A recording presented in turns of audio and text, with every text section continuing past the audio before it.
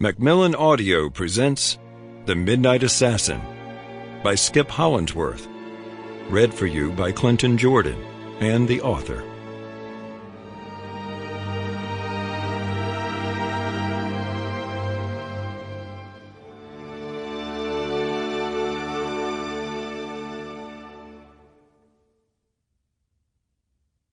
Prologue. This is Skip Hollandsworth. I first read about him when I was shown a pamphlet, the pages umber with age, titled Leather Apron, or The Horrors of Whitechapel. Published in the year 1888, the pamphlet chronicled a series of murders that were then taking place in London. An unknown killer, who was being called Jack the Ripper, had attacked 5 prostitutes in the city's East End over a 3-month period, slitting their throats and mutilating their bodies. On page 10, the author mentioned that London police officials were speculating that the Ripper was the same man who had committed a series of similar murders 3 years earlier in a small city in Texas. Why is it that certain sensational events in history are remembered and others, just as dramatic, are completely forgotten? Jack the Ripper has haunted the imagination of the public like no killer in Western civilization. He is universally considered to be the prototype of the modern-day criminal monster, his exploits the subject of at least 100 books and dozens of films and plays. But beginning in December 1884, Austin, Texas was terrorized by someone equally as vicious, and in some ways far more diabolical than London's Ripper.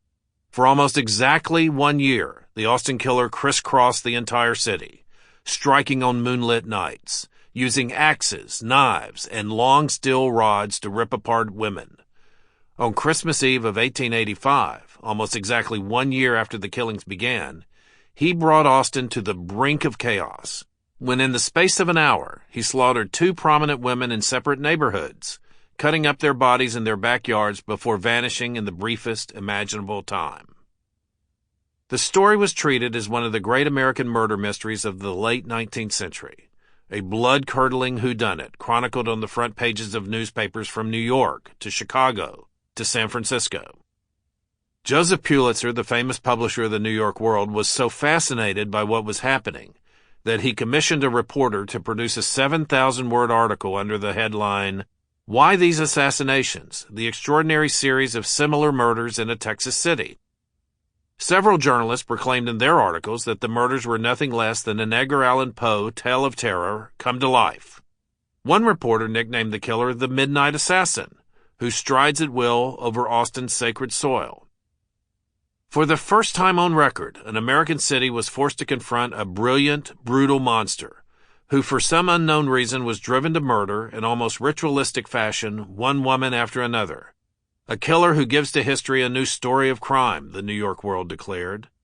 Baffled Austin police officers sat around a table, attempting to predict what circumstances would make this midnight assassin strike again. Anxious citizens came up with increasingly desperate proposals to stop the murders.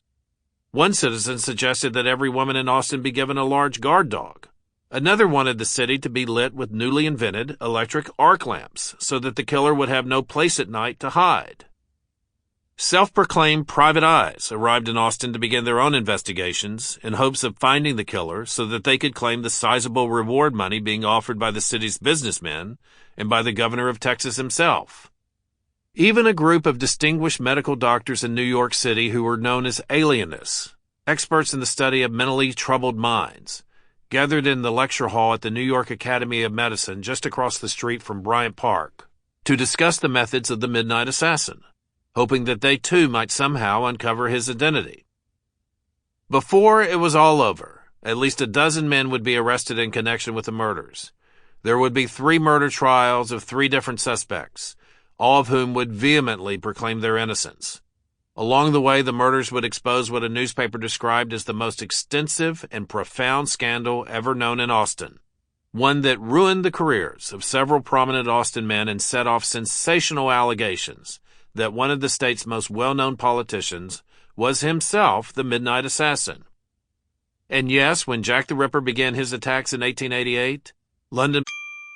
Sample complete. Ready to continue?